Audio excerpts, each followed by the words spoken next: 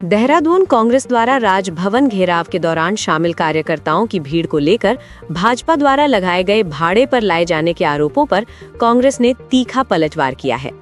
कांग्रेस प्रदेश अध्यक्ष गणेश गोदियाल ने भाजपा के बयान पर प्रतिक्रिया देते हुए कहा कि सावन के अंधे को हर जगह हरा ही दिखाई देता है। उन्होंने स्पष्ट किया कि राजभवन घेराव में शामिल सभी कार्यकर्ता उत्तराखंड के ही थे और वे अपनी मर्जी से सरकार के खिलाफ अपनी आवाज उठाने के लिए पहुंचे थे। गोदियाल ने भाजपा को चुनौती देते हुए कहा कि यदि उनके पास कार्यकर्ताओं को भाड़े पर लाने का कोई प्रमाण है तो उन्हें सबूतों के साथ सार्वजनिक करना चाहिए। उन्होंने भाजपा पर जनता की आवाज दबाने का आरोप लगाते हुए कहा कि कांग्रेस जनता के मुद्दों को लेकर सड़क से लेकर सदन तक संघर्ष जारी रखेगी। इस तरह उत्तराखंड में राजनीतिक सरगर्मी जारी है और आगामी दिनों में दोनों पार्टियों के बीच बयानबाजी और तेज होने की संभावना है। कोई मुद्दा नहीं था और न ही भीड़ थी। मैं समझता हूँ कि वो मतलब सावन के बोलते हैं ना, सावन के अंधे, तो उसी तरह की स्थिति है। अगर मुद्दा नहीं था तो त्रिवेंद्र सिंह रावत जी आजकल बड़े मुखर हुए हैं, वो क्या मुद्दा विहीन है? मैं भाजपा के लोगों से पूछना चाहता हूँ। महेंद्र भट्ट इस पर जवाब दें कि त्रिवेंद्र सिंह रावत जी का मुखर होना, जो बातें वो कह रहे हैं, क्या वो बातें मुद्दा विहीन हैं?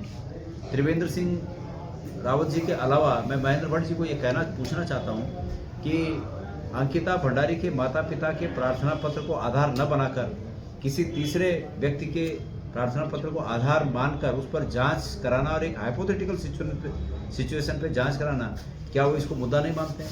हर दिन हो रही हत्याओं को क्या वो मुद्दा नहीं मानते हैं? आत्महत्या में ये व्यक्ति आत्महत्या करते हुए ये कह रहा है कि भाई मेरे शरीर के अंगों को बेचकर पुलिस को दे देना, नाम लेकर बोल रहा है, क्या ये मुद्दे नहीं है? तो सवाल ये है कि बीजेपी जो है आँख खोले, बीजेपी के नेता आँख खोले, जनता की तकलीफ को देखें, समझें। और विपक्ष तो अपना काम कर रहा है, भाड़े के थे नहीं थे उसको बताएं वो लोग। कोई कह रहा है, एक मंत्री कह रहा है सहारनपुर से आए थे। सहारनपुर से कौन आया भाई, वो बताएं कौन सहारनपुर से आया? कांग्रेस के पास वो धन शक्ति नहीं है जो बीजेपी के पास है कि सहारनपुर और यूपी से हम आदमियों का इंतजाम करें। उनको अपनी आदतें हैं जिनके चलते वो हम पर भी इस तरह के आरोप लगाते हैं। वो ये पेड़ बबूल का, तो आम कहाँ से हुए?